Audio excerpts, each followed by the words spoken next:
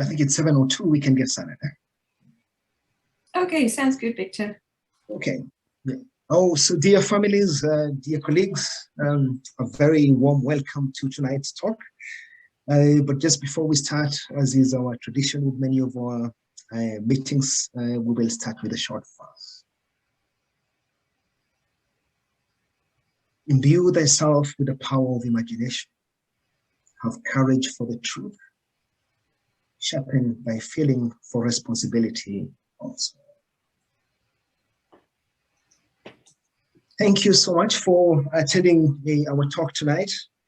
We are indeed very, very, very honored to have Betty join us today. Betty Staley is many things wrapped up in one. She's an educator, a writer, a consultant, a world traveler, and she has been a world of teacher for over 50 years. And during that time, she's had the opportunity to, of course, teach many high school students. She's offered teacher education classes. In fact, several of our teachers have had the opportunity to train with her and speak very highly of her. I've also had the opportunity of being in her classrooms during my training years. And she's offered many parent workshops, worked with adults in biography classes, worked with faculties in world of schools that she has helped to found. So she's helped to establish quite a number of world of schools. And as one of the founders of the Rudolf Steiner College that used to train world of teachers, she directed the World of High School Teacher Training Program and also the Public School Institute. And through the Public School Institute, of course, Betty played a very big and significant role in helping to bring world of education into public schools. Betty is now retired from active teaching with students, but she continues with consulting, giving talks and those kind of things. And she's still currently a member of the advisory board of the Alliance of Public World of Education and of the Pedagogical Section Council of North America. Now, as a writer, Betty has written several books. I'd like to highlight just a few, among them, one, Adolescence, the Sacred Passage, a book which is inspired by the legend of Percival. The other book that she's written is Between Form and Freedom, all about being a teenager. She's also written Tapestries, Weaving Life's Journey.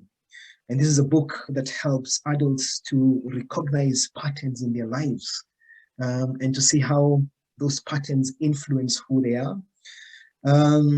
A book very close to that is another one titled Soul Weaving, Understanding and Transforming Ourselves. And then she's also written the Africa Teacher Guide. And just for me to mention, I had the opportunity of inviting Betty to come to Kenya, and she visited Kenya and spent some time with us for almost a week and a half. So she knows Africa quite well. She's also written Splinters of the Sun, a book inspired by Russian literature. And finally, Tending the Spark, the book that inspires our talk tonight. So tonight, Betty will be speaking about the challenges that children are experiencing with early puberty. She'll also be speaking about the impact of technology, changes in family life, and of course the pandemic, plus much more. And as she speaks, you have the opportunity to type your questions and send them via Q&A. Towards the end, we will provide an opportunity where Amanda can guide us through answering some of the questions that will come. And so I take this very humble opportunity to welcome Betty. Welcome, Betty. Thank you, Victor, and thank you, Amanda.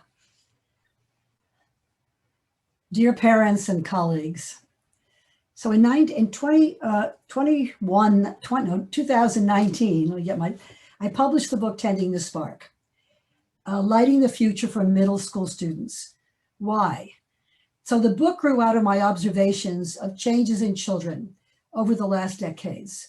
So I began to sit in on classes and doing research and talking internationally and finding that the problems were everywhere, that the children were changing, and we could no longer make assumptions about what we thought children were experiencing. These changes included early puberty, the attacks on the children's senses through the overload of images, the overload of information through technology, and the impact of consumerism and materialism.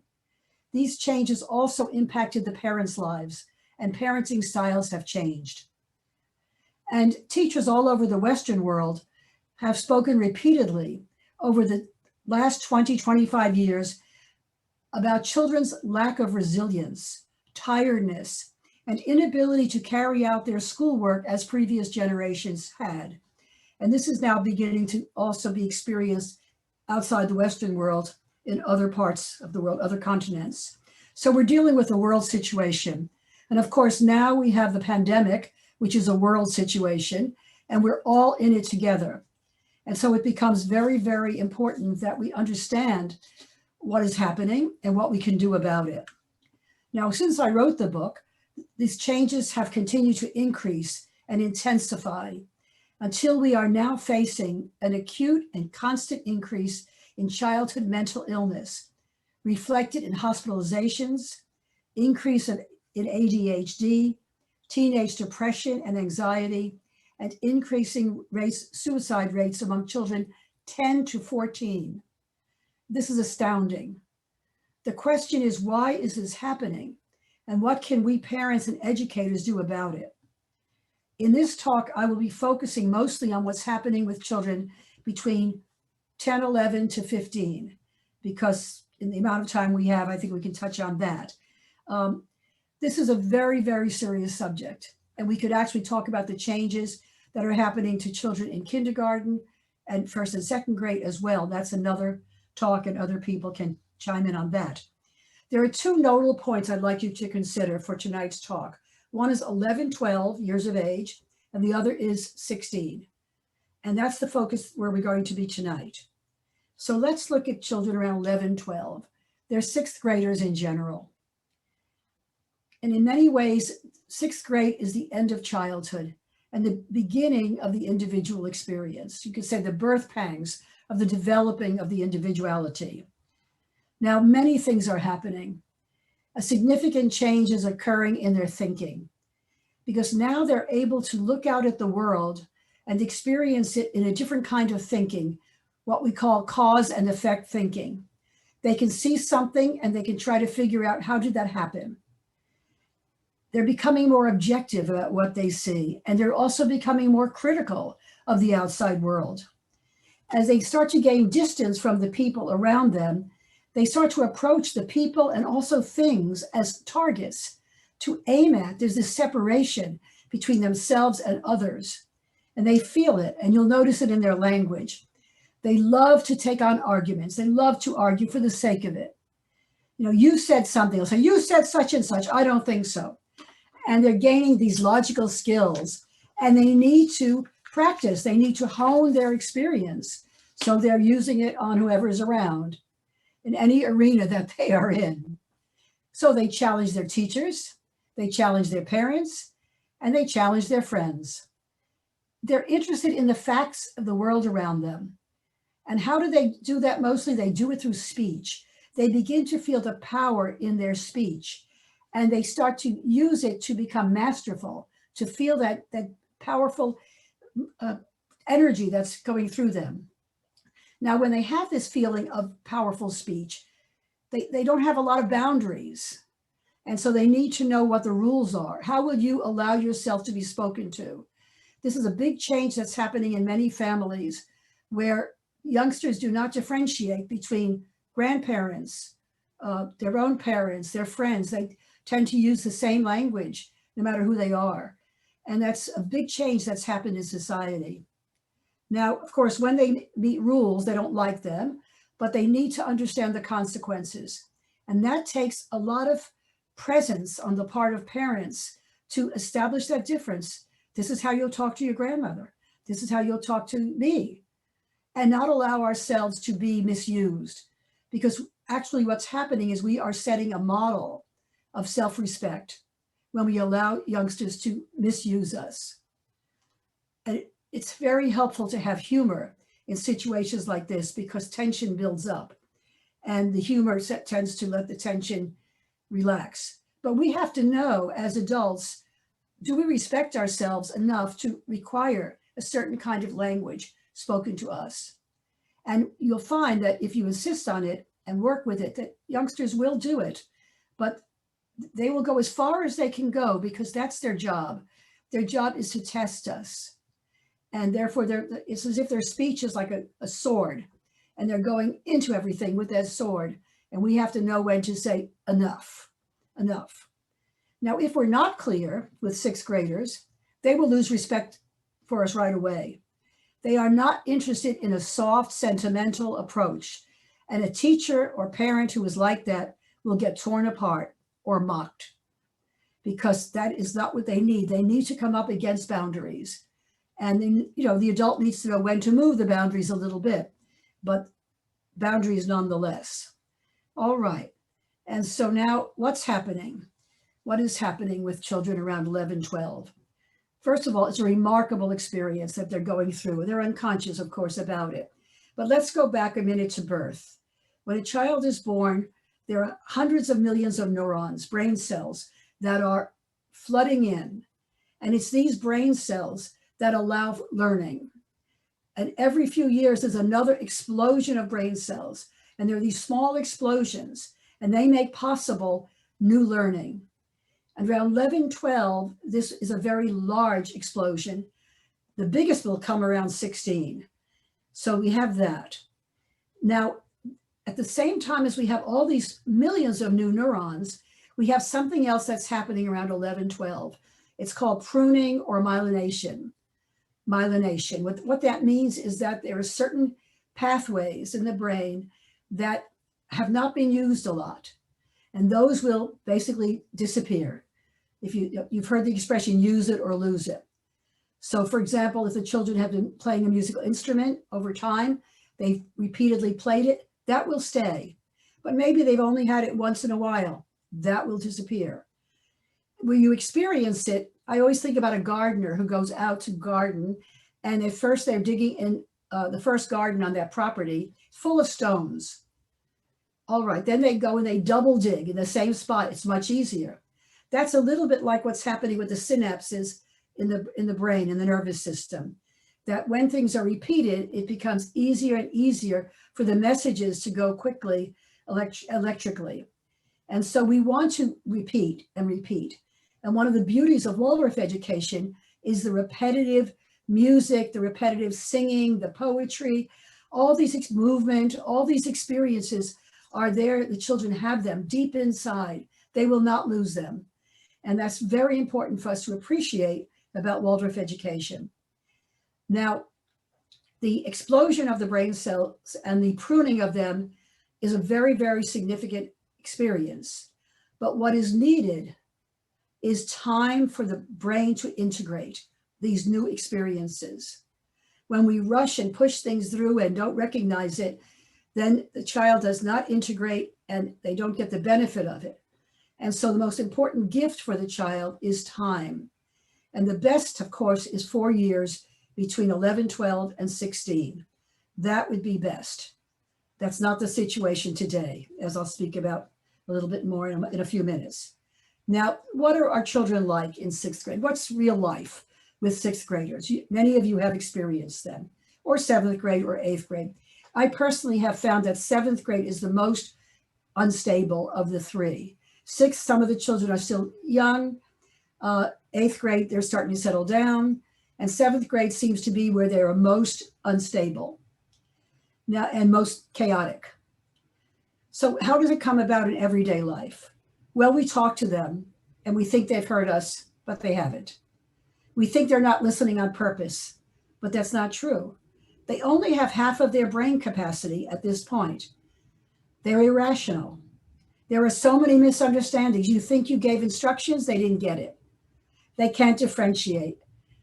They have a hard time organizing. They can't remember where their lunch is or where their jacket is. and solving problems is really hard for them. They have logic, but they don't have experience. So they argue with us, convinced if they can keep arguing, we will give in. And of course, we get exhausted, and sometimes we do. Many times we do. Um, so we assume that we've given them something to do, and they've forgotten.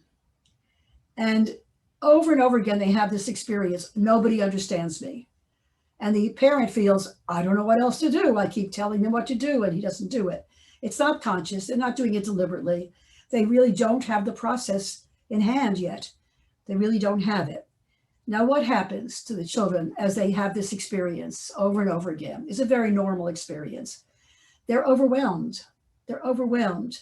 And some of them feel very inadequate, that they cannot figure out what to do. And they're not good enough. Now, this becomes very important later when we talk about technology. So they look to others to tell them what's okay. At the same time, they push the parents away, not completely, and they're craving relationships with their classmates, their friends. And this is very hard because the parents get the impression that the kids would really like them to be gone, but that is not the case at all. They need their parents more than ever, but in a slightly different relationship. They need a little bit more room, a little bit more space, because their thinking is developing and they're trying to figure things out. Now, some of them can become very clever, even brilliant, but it can become cold if they don't have empathy. And so we always have to watch when things become a little bit one-sided.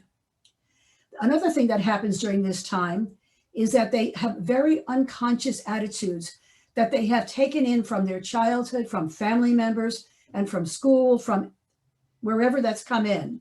And this is where prejudice comes in. So they've heard things, they've heard statements about people, and they've just taken it in unconsciously. They've made assumptions. They make assumptions about themselves. Am I good enough? They make assumptions about other people based on what they've heard.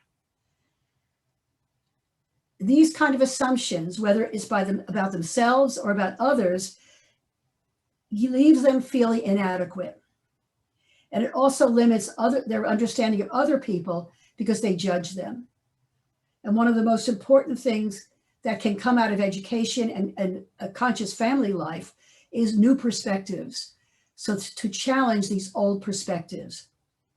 I call it the old mind that's been formed unconsciously out of the past. Now, at the same time, this is a wonderful age to teach. I began my teaching with middle school. I went 5, 6, 7, 8, 7, 8, and then I was asked to start the high school. But I love teaching that age group because they're fun. They're full of excitement. They're willing to try anything if you're willing to go with them. And so, but you have to have a very creative program.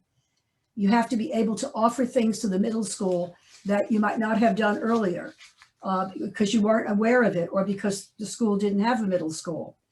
So that is a very important part that every school needs to look at. What are we offering our middle school children? It has to have a certain pizzazz. It has to be exciting. There have to be new things that no class has done before, or certainly haven't done it up through 5th grade.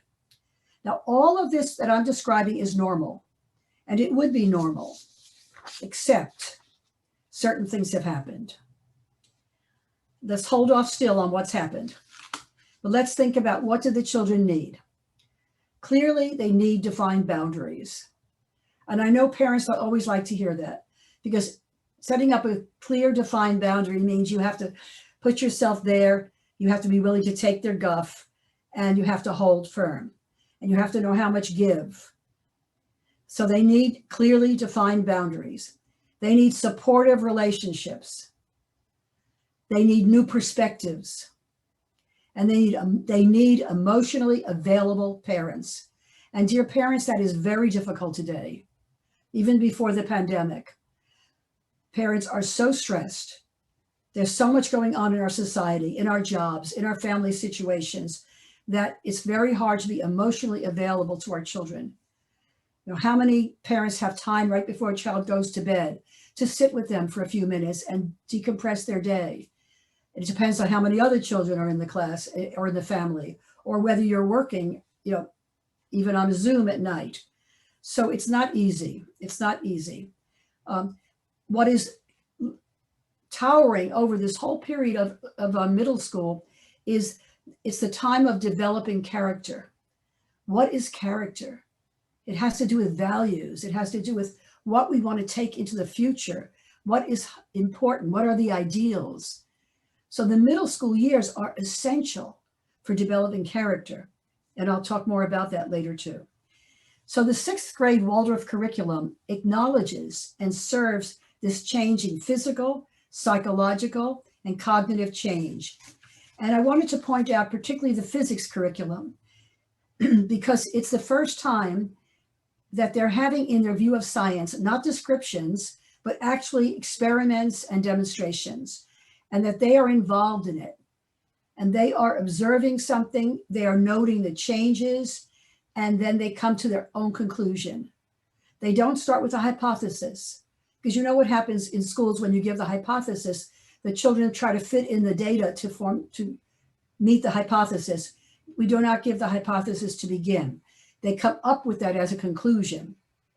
So if you think about the 6th grade science curriculum, it's really extraordinary.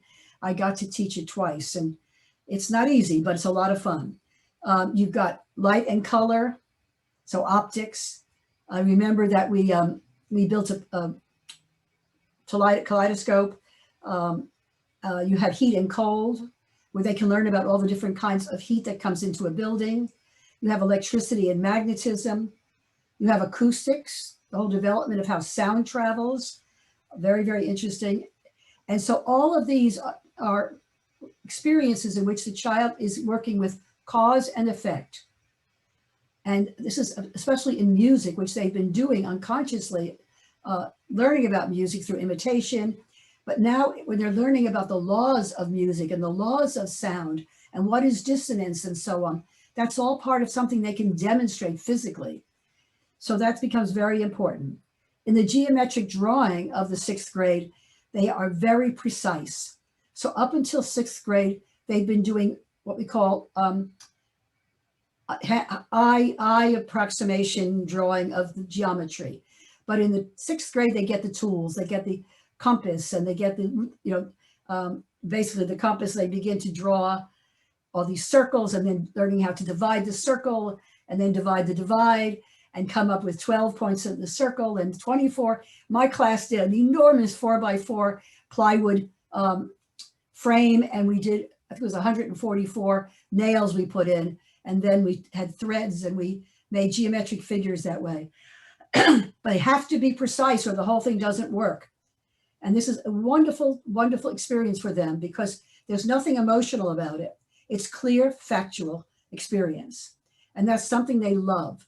They like facts. And this works wonderfully. And so this whole idea of dividing this circle, it works beautifully for 6 and 12 and 4 and 8, but then the 5 is really hard.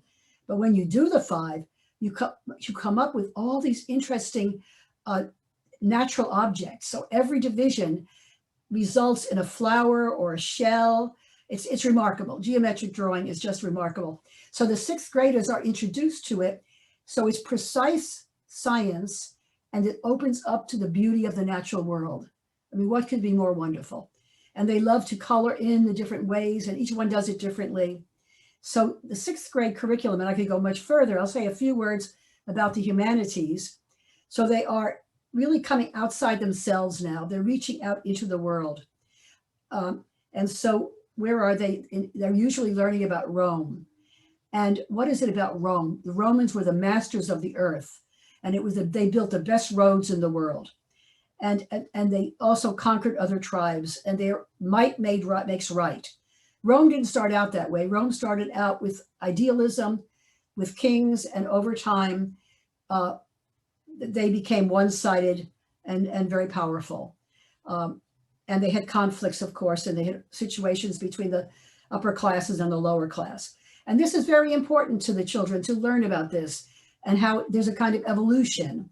And what happened to Rome when they had taken in all these slaves and now the people didn't have to work anymore? What happened to Rome? And that's interesting. And then we look at the Middle Ages. And there you have the Crusades. And all of a sudden they're looking much further here. And what happened to the Crusaders when they went to Jerusalem?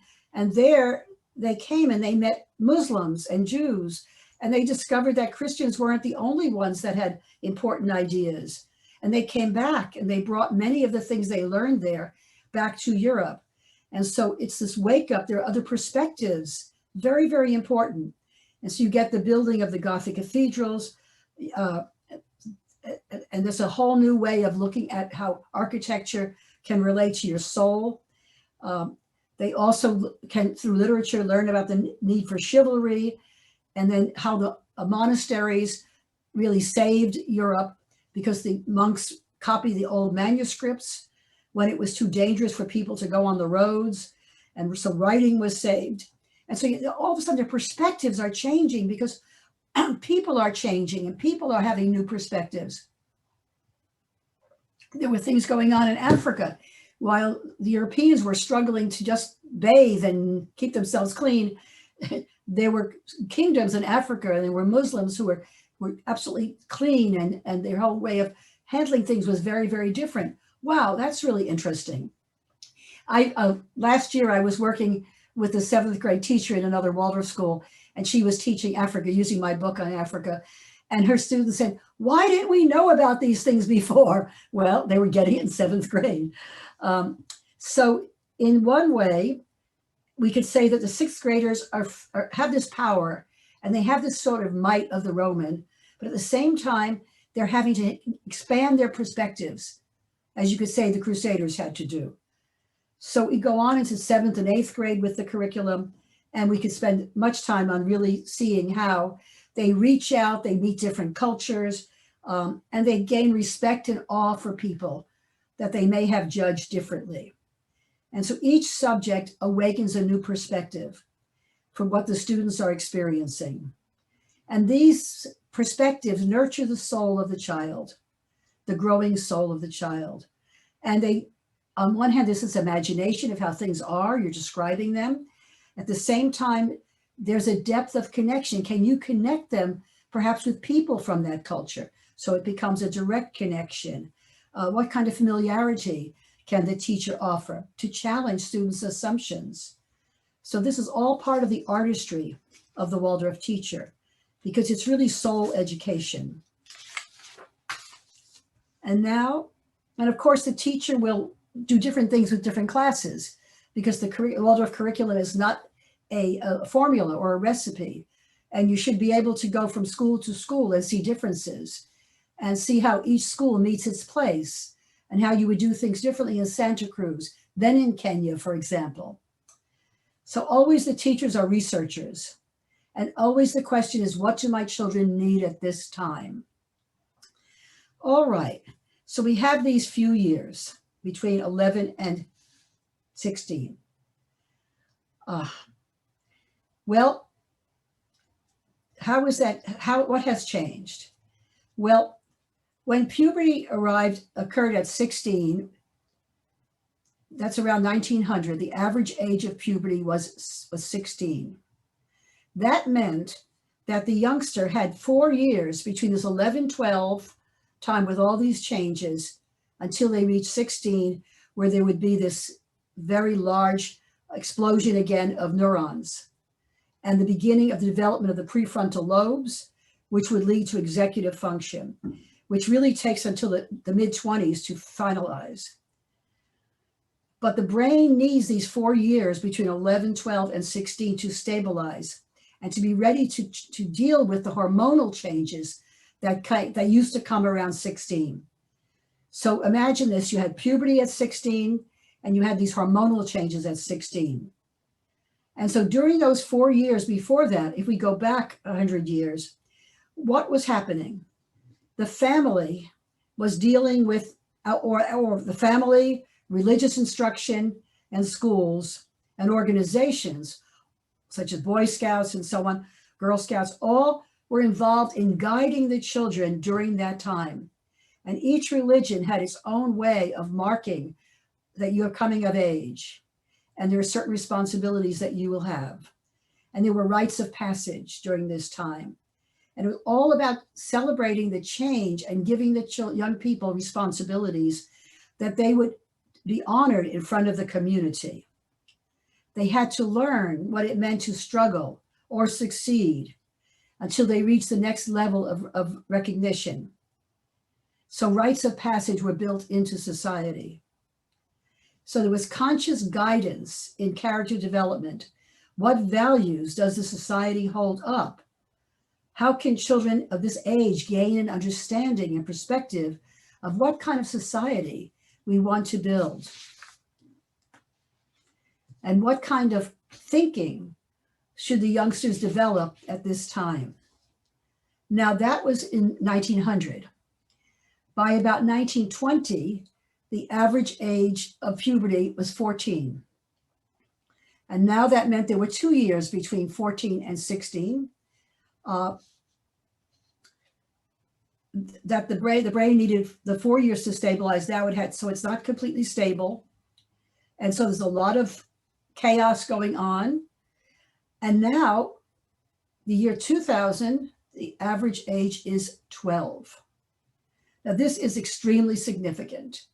So this means that at the same time as the 11, 12 brain changes, the hormonal changes are happening. There's no protection. They're experiencing these impulses, cravings. This is happening. They don't know what to do with it. They haven't any way to control it. And they are looking to who authority there is. What are they supposed to do? They feel uncomfortable, confused, irritable, all of that. So what happens? What happens? They're looking for authority. They used to look to their parents, their religious authorities, and so on. Where are they looking today? They are looking to older teenagers. This is the first time in history that parents have not been the most significant influence on young people of 11, 12, 13, 14. This is incredibly important for us to realize. So when I began to discover this, these 4 years between 11, 12, and 16, and how this was happening all over the world, very strongly so in the Western world, and realizing how incredibly vulnerable our children are. So I called this the vulnerability gap, this gap of 4 years, because that's what we're dealing with. And these 4 years, they are open to everything that's coming in. They have no protection because of this premature hormonal development. They have no protection. And so what comes in? Oh, we have very clever people in society. We have people who study just this age and discover, okay, how do I make them loyal to my brand? So consumerism just markets, these youngsters are marketed. In fact, I have watched conferences that bring marketers together and plan how to aim, and not only at the preteens, but the tweens, the 8 to 11, 12s. Because if we can get them earlier, they'll be loyal to their brand, to our brand. And so we have consumerism, materialism coming in very strongly. Oh, I need to have this. I need more of this, more of this. There's that. And then, of course, technology comes in at this point. And it's technology overload. And they cannot figure out what's more important and what's less important.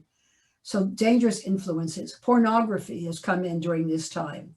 There are all these different influences that are just hitting these youngsters just at this time, and they do not have the wherewithal to guide it, to handle it. That's something you need executive function for. You have to have gone through your 16, 17-year change before you are the captain of your own soul, and you can respond rather than react. So our youngsters are in reaction mode.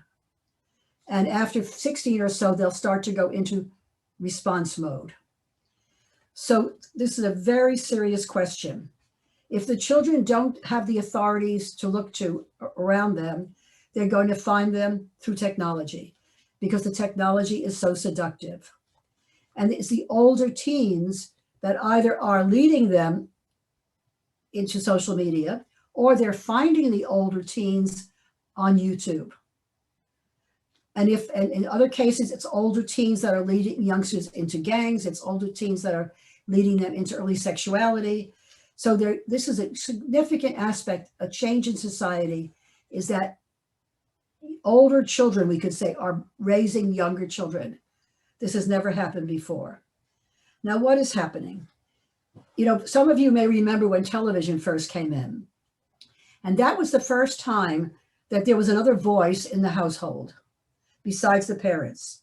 But, you know, you had to turn on the TV, and at first there were 3 channels, and then gradually there were more channels and more channels. And then it got to that you could record the channels, the program you wanted. So then you had less control as a parent because they could see something over and over again. And so already with the television, you could feel there was an unwanted intruder in your home. And that was nothing compared to what came in with the computer. And how the computer has inserted itself into the life of our children. It's not only affected their day life, it's affected their night life. It's affected their sleep. It's affected their sense of well-being. It's affected their sense of anxiety. Now, we're not getting rid of technology. It's a tool, but it's a tool we have to learn how to use. And we need to have control to know how to use it. And that really means we have to have executive function. We really have had to have gone through our 16-year change to know how to master this. But children of this age, these middle schoolers, have not gone through that. They do not have the capacity yet to make those kinds of decisions. They really are relying on the adults to help them figure it out.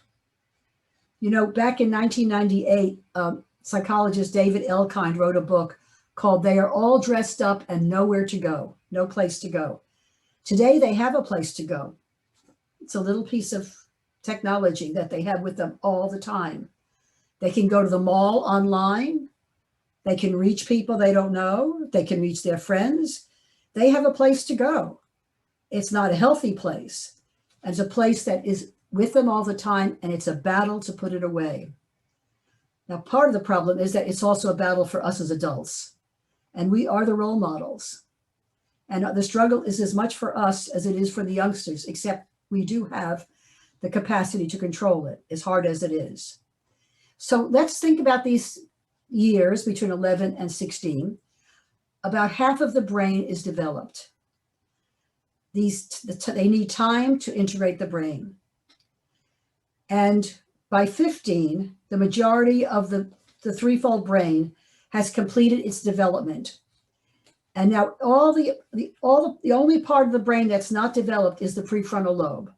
And this is what will develop for the executive function. And so they don't have that yet. Now, these are difficult things to take in because, as I mentioned also in the book, and as Victor also mentioned, family styles have changed. Parenting styles have changed. The generation of parents today were already brought up on television and some early internet. So it's not as easy because things are familiar. It's also harder to keep boundaries today. Parents want to be liked. They don't like the word authority. I always have to say, no, I'm talking about authoritative learning, to become the author of yourself as an adult, not to be an authority that's just, mean. No, but authority, to be an author of yourself, means that you are working on yourself. That's very, very important for an adult. That there's a certain authenticity there. So, all right, we have to have adults who are authors of themselves as parents and as teachers. What are they going to look at with these young people who are in this age? Well, briefly, I'll say that they're looking at the thinking, the feeling, and the willing of the middle schooler. What are the thinking capacities of the middle schooler? What images are they taking in? Where are they getting these images? The role of story is a central part of Waldorf education, and how it moves from fairy tales to fables and then into mythology, and then in the 6th grade into history and biography, and then into ideas. So there's a real development of images. Who are the heroes? Where are they getting their heroes from? What kind of heroes are they getting in computer games? How many teachers are using graphic novels instead of real books? University professors are telling us that they have children, they're not children, they have young people coming into universities who've never read a whole book. They've read fragments, they've had anthologies, or they've had graphic novels, but they haven't worked themselves through a whole book. And so the development of the thinking of the middle schooler is very important for the teachers to look at and explore what are the images that they're getting, and how do the books that we're reading and the stories I'm telling develop this inner picturing. And then we can look at the feeling life of the middle schoolers. At this time, the emotions dominate the soul. You know, the amygdala in the brain is like this little firecracker that as soon as it's stimulated, it just takes over everything. And these feelings they encourage reactions, strong reactions, and mood swings from love to hate and power struggles. And at the same time, they're such tender youngsters and they feel rejection so intensely. And when things don't go well, they feel it's the end of the world because they don't yet have the coping skills, and they exaggerate each situation. So life is a big drama. I'm sure you know that as parents. Life is such a drama. And then we have to say, well, what is it we want in their feeling life? We want them to develop compassion, understanding, empathy, and they need role models who will model organization and ways of working with each other, respect, and transforming the lower instincts and impulses into honesty and responsibility. And they need a heart connection with adults to feel that the adults in their life support them. And deep inside their souls, there's a longing for beauty, for joy, for wonder. And these are also a very important part of Waldorf education, and particularly through the arts, through the awakening through music and through painting and drawing and so on, how you explore something, you figure it out, and then you make it better, and then you perform it. It's very, very important as a soul development. And then we can say, what's happening in their willing? And in some ways, this has been affected the most for our young people who are not going outside as much. They stay inside, and this is even before the pandemic. They need to get out. They need to challenge their bodies because their bodies are changing, and they have to learn to master them. On one hand, they're very risk-taking at this age. They think they're infallible. Nothing will hurt them. But of course, it does. And particularly with boys, you have too much bravado with very little information and judgment. And with girls, they use this will activity more in the way they look at others. They're more subtle. You know, I'm sure you've been at the other side of a girl rolling her eyes at you or a certain tone of voice. It's much more sort of the will emotional life together. Because both the boys and girls now have these hormones just pulsing through their body. What are they supposed to do with it? What are they supposed to do with this energy that needs to be channeled in creative ways? So they're ready to try new things, and they're pushing against the boundaries, but they still want to know the adults are in charge. So how are they using their limbs? What kind of movements are they engaged in? Are they in sports, in martial arts? Are they bicycle riding, swimming, climbing, hiking? They need to master that body. I always enjoyed going to basketball games in high school and middle school and seeing the difference of the junior varsity, where their bodies are growing and they're kind of stumbling over their feet. And then you go to the varsity team, and it's just magnificent to see their movement as an art, you know, just to watch them play basketball. It's an artistic experience. And you begin to see how important coaches are at this time, and how a good coach is somebody who is not interested in only winning, but on setting a standard for these young people of honesty, of respect, and so on. So we have to find, what are their interests? What are their interests? And how can we have projects? And I think the middle school is a very important time for service projects, all kinds of projects where they're using their own limbs for the greater good. And so we have movement and we have service, very, very important in this experience. And always the question is, how can we develop the kind of civilization that we want to have? What ideals do we want to have? How can we create a civilizing mind? So we can ask the question, how are our middle schoolers faring? Not so well. Psychiatrists are telling us not so well. There are way too many youngsters who are experiencing mental health images. And just a few more quick thoughts before I open it up for conversation is the effect of social media, because this is really the most important effect now on middle schoolers. So many of you are aware that recently a person working for Instagram reported on how they knew the effect they were having on early teenage girls, but they continue to use it and to sort of milk it. And Instagram says on its website, it sounds so harmless. Instagram from Facebook allows you to create and share your photos, stories, and voices with the friends and followers you care about. It sounds harmless. It is not harmless. They are following these children. They're seeing what kind of responses they're getting. They're giving them more of that. They're rewarding them. They understand this craving for the reward stimulates the dopamine. And so they are just leading them up this perilous path. And it's extremely serious. I hope all of you have seen or will get to see The Social Dilemma on Netflix. It's almost already out of balance. I mean, things have gone so much further since the film was developed a few years ago. I think that in school, we have to do much more to educate our middle schoolers about how to use technology. I know many schools are using cyber civics, which is very, very good. We have to teach them they have power. They can unfriend. They can change things. They can put we must insist they put the cell phone out of their bedroom because it's affecting their sleep. They also have this experience of not wanting to be left out, especially girls, 12-year-old girls. They're so afraid they're going to miss something. There's this competitiveness that goes on. There's actually something called FOMD, fear of missing out. It's digital stress on our young people. So right now, Instagram is the greatest issue on social media. There's bullying that goes on. There's rumors and gossip. And something more will come tomorrow. We'll get this one in hand and there'll be something else, which means that we have to be awake as parents and teachers. The one thing that has not changed is the fact that we still have families and the family is still a stable unit.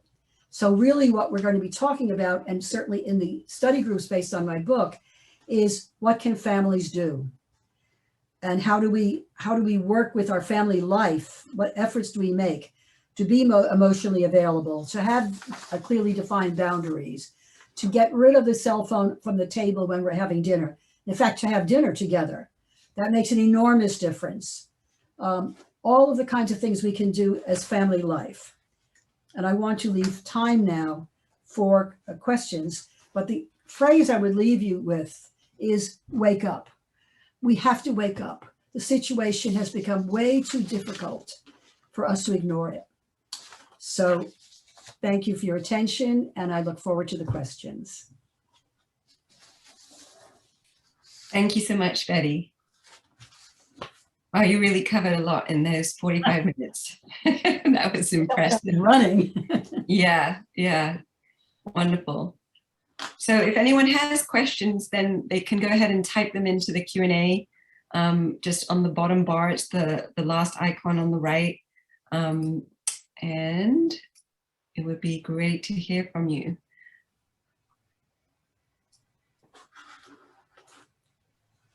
And while we're waiting for some questions, Victor, did you have any reflections on Betty's talk today?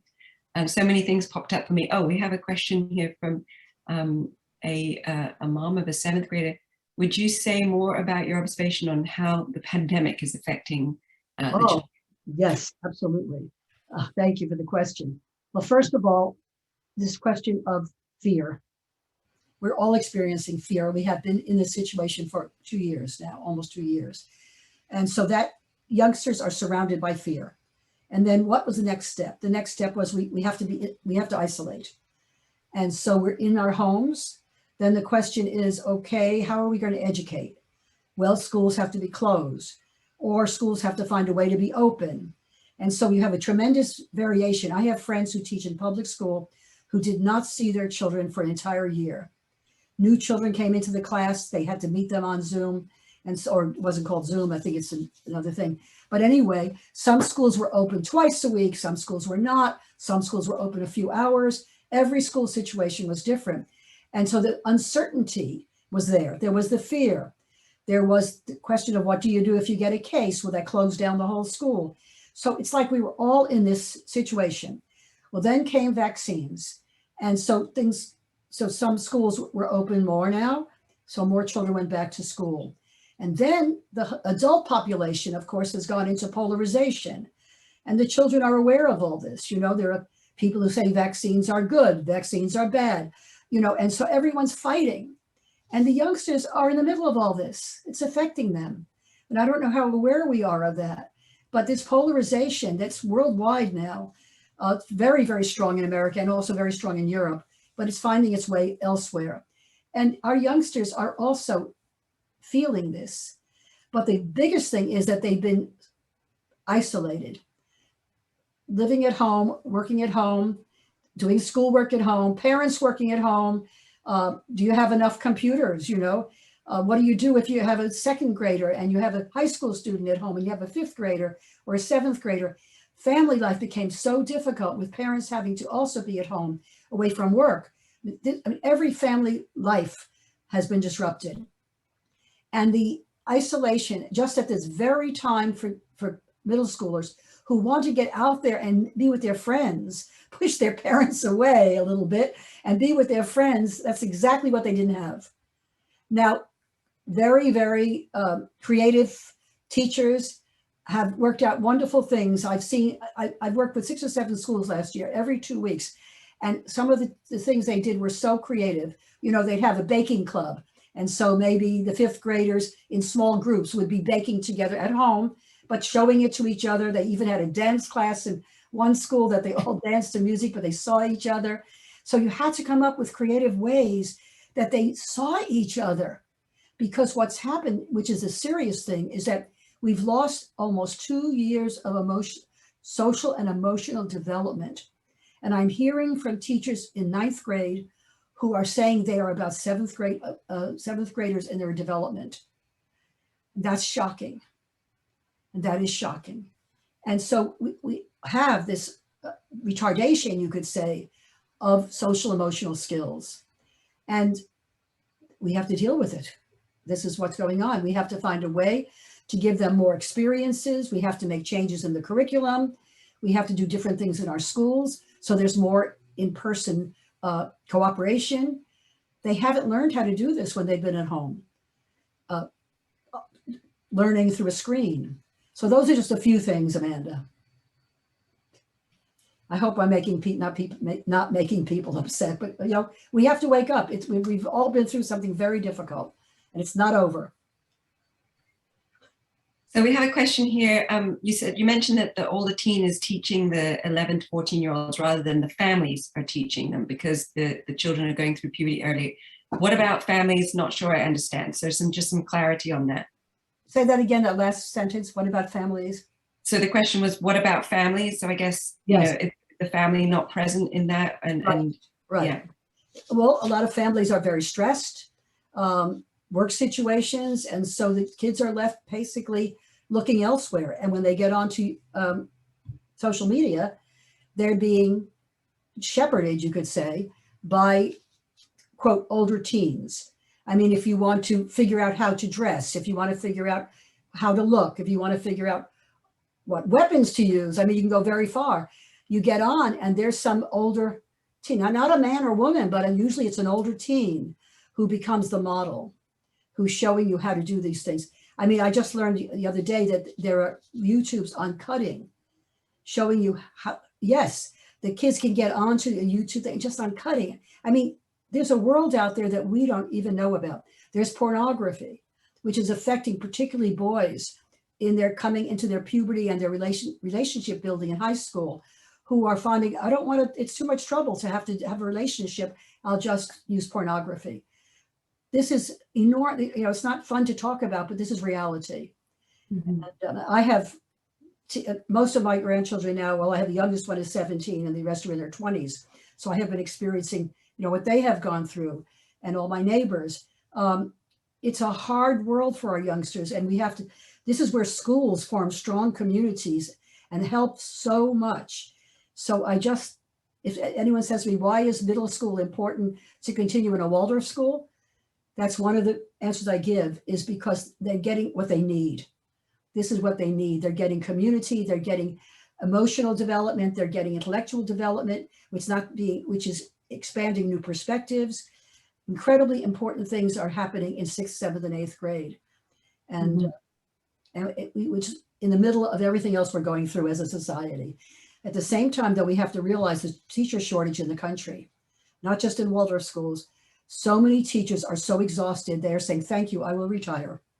You know, it's very hard to get teachers. Support our teachers for sure. Yeah, yeah, and the school is that stable force amongst all the chaos. Force. Absolutely. Thanks, Betty. So we have a big thank you for your talk today from a parent of a 6th grader. The US General Vivek Murphy just released a report on the crisis of youth mental health today. They heard it on the radio. Our 6th grader doesn't have any social media or cell phone. Now what? What do families do? So this is going to be our study group core, I can tell. Yeah. Yes, well, I welcome it. I think we have to work on it together. You know, there's no one answer to any of this. This is new. The only good thing about it all is we're not in a physical war. You know, I'm a World War II baby. And so I grew up hearing Hitler's voice on the radio. And the fear, I used to have nightmares of, you know, Hitler bringing his army into my schoolyard. This is not what's happening in these countries today. We are having a war between adults. Yes, that's going on, a fighting war. But also we're not having bombs dropping on our children. We're in a different kind of war, a very serious war. And it's in the midst of climate change, economic changes, so many things at one time that have never happened before. So we have to have the strength to deal with it. Yeah. Next question, what are your views on video games for a 12 to 13-year-old boy in 6th grade? Yeah, I learned a lot about video games. A friend of mine develops them, and there are very many different kinds of video games. So you have to know what they are, and you need to, if you're going to be doing them, you have to play them with them. So you really have a chance to see what it is. Really important, just like you want to see certain movies with them before you let them see them. So watch them. There's an excitement of the video game because it's very interactive. So what are the goals and what are the rewards? Because these video games this is the cleverness. You know, we have to know that a lot of these video games and social media too are created by white young men in their 20s in Silicon Valley who know nothing about child development, but they're interested in the excitement and the money. So these games are built on reward systems, and you have to pay money at different times to be able to play more. And so it's so invasive and manipulative, but play with them. So for example, this friend of mine who is actually developing some video games, because she feels you have to go right, and I agree with her, right into the skin of the devil, the dragon. You have to get inside of it and know about it. Her opinion is that Minecraft is probably the most beautiful example of a video game. And I was surprised by that. She said it's worth its imagination. You work together, you create new things. So of the games, that's the one she recommended. Now, I have not played it. My grandson plays it a lot. But I would recommend that as an adult, you play it with them for a while and see what's fun about it. What do they like about it? And yes, I don't think they're terrible, but you know, you're not going to keep it all away from them. And I think part of middle school is how much rope do I give them? How much space? You can't say never, but you have to have rules about it. You know, whether they watch one a week, certainly not one a day, but they're very compelling. You know, they just go right into that dopamine. You know, it makes them feel good. Yeah. And it's the boys who get hooked into the video games. It's the girls who get hooked onto YouTubes. And they're looking at how to dress and how to do makeup. And so they go that direction. And so that's interesting. But adults have to be in it with them. I think it's always interesting to monitor how easy it is for them to actually stop the activity. when they're asked to do a chore or to Oh, yeah. time out, you know, and that kind of severing away from whatever, you know, not quite the same as a good book where you Oh. can, you know. The qualities of the good book are very, very important, but we have to do it with them. We have to be much more involved. Mm-hmm. Yeah. So the next question, how might you help us as parents determine whether or not the school curriculum is meeting them sufficiently? What would you prioritize in the 6th grade curriculum for our boys who are in a mixed 5th to 6th grade class? Thank you so much. Yeah, that's a good question. Well, it depends on whether are you doing main lessons like from January switching to the next grade, or are they all, yeah, it would be depending on how they're doing their main lessons. That would be a question. Yeah. Yeah. I'm not sure. This is a question coming from the wider community. So, okay. Yeah. So of course you have to be realistic as to what you're dealing with. You have times when you may just have the 5th graders alone, and then times with just the 6th graders, because you have to see, are they older 6th graders? Are they younger? You know, what are they like? Because children, you know, have different paces of development. So you have to know your kids. You have to know them. I think the 6th grade, it's the opening up of this whole new phase. I think there's a lot in the curriculum already if we're aware of it. And we're kind of looking, okay, how does this subject give me a window into what they might be thinking about? You know, what kind of, you might even ask a question, if we're studying Rome, how did the Roman young people of this age, what was their life like? How different was it? Of course, it was very different. Or in the Middle Ages. So you relate it. Imagine that you were a serf, or you were, you know, your father was a Roman general. What about the role of women in these different ages? So bring some of those questions, but don't overload it. I think the big challenge always for the teacher in the middle school is how much to bring. Because I've taught high school for 25 years, and you're just touching on these things, and then you really go into it in high school. Right. So you always have to know, how much is enough. But you have different children, and if you have strong readers, they're going to get into all kinds of books, and that's great. I never limit them in that way. But you're always looking which ones need a hand to hold, which ones need to be pushed ahead, which ones need free reign. They all need boundaries. But anyway, 5th, 6th grade it's a tender time. I would say look at your 6th graders and see where are they in their development. Mm-hmm. You don't want to push the 5th graders too quickly, but you don't want to hold the 6th graders back. So mm-hmm. Sometimes together, sometimes separately. Mm-hmm. Yeah, that was something I just recently learned from our 7th grade teacher, that the high school is a repeat of the middle school, and everything is being touched on, and those skills of learning and the discipline and the organization is what's most important right now. It's like a practice run for high school. And I'm very grateful to our 7th grade teacher for the way that she's holding our class right now for that reason. The skills that they're learning in 7th and 8th grade are necessary for high school. Mm-hmm. Absolutely, but they're not high schoolers. So mm-hmm. Knowing that difference is really important. Mm-hmm. And more time I could go into some of that, but yeah. Mm-hmm. They come out of 8th grade, in most cases, very, very ready to jump into high school. Yeah. So we just have a comment, wait till 8th, a great parent-led advocacy group for kids not to get smartphones through 8th. So all the way up to 8th. So wait till 8th. I think it's a wonderful group. Mm-hmm. And I would say absolutely, if you can hold them, I would definitely want that. I would say wait till 10th, but it's not going to happen, And so 8th, at least because you're getting closer to that 16. It's a little bit closer. So they've had more time to deal with the instability and letting the brain develop and giving it a chance to mature. So yes, I think it's an excellent group. Yeah. Can I get rid of my cell phone and go back to being a 7th grader? Absolutely. Do it all again, please. You know how hard it is. I just got mine on the table. So we have our last question for tonight.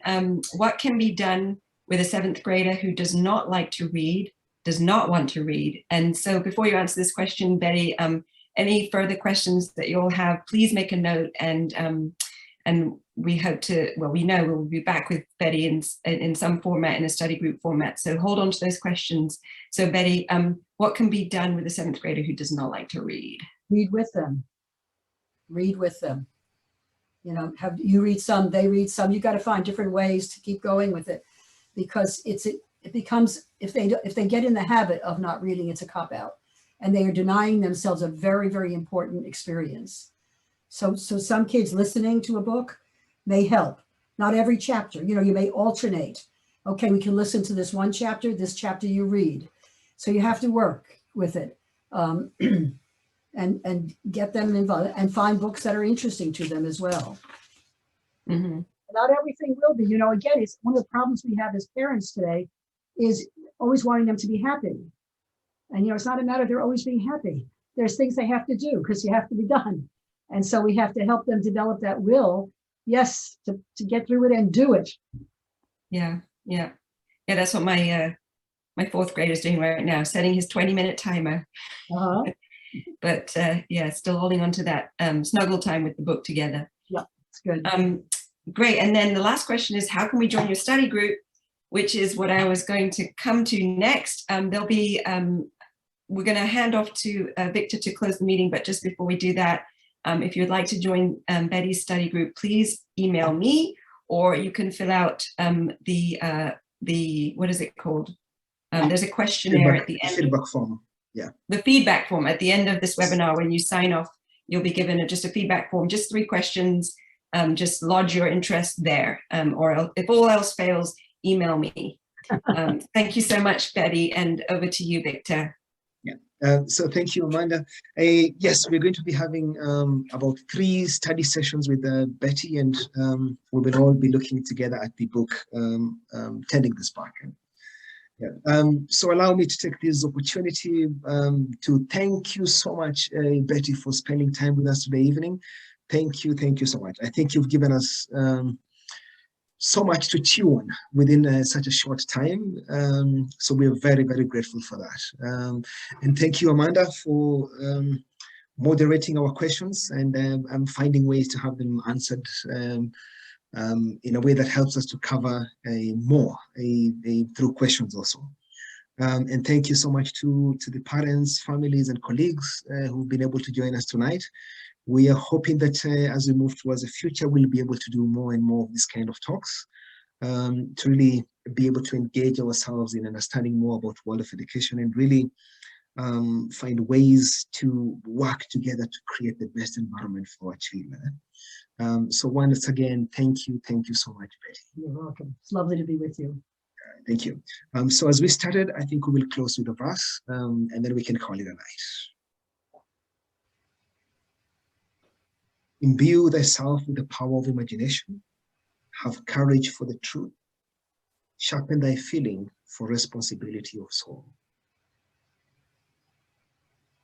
Thank you, and wishing you all a good night. Thank you. Good night, everyone.